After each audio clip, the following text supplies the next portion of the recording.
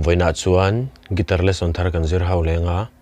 voina kan zir hau le tur chu Sangtei Khuptong in diruk te tilha sakha gitara Perhdan kan zir hau le don ni hela hi A minor 7 in kan langa A minor 7 chu A minor kan meta chuan kuzung uda son khan A minor 7 ani anga dule A minor bo kan mang thei thau kha chu kan thu thua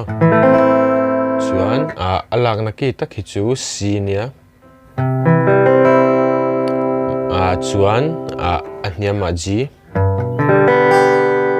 asanga F chuan minor khan A minor mangta chuan E7 kan mang tel bok anga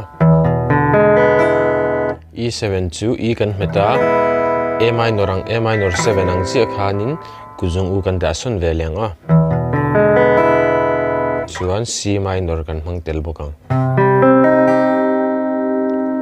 khang ke ho kan mang anga chuan kan strum dan tur chu ten kan strum don ni down down up up down up ti khano khami khabul changa top thlengin kan kual leang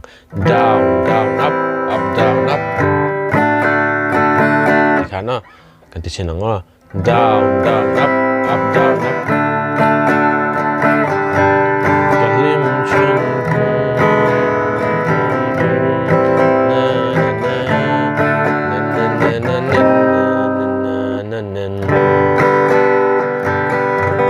chuan he hlawkpui hi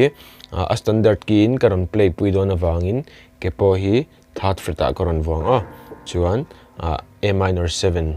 thau ang khan khami ki karon soi ang thau khan kan play chuak vek anga chuan he hlawkpui hi hlamilin karon play chuak lenga uluk don ni lo ngai thlale cheu don nia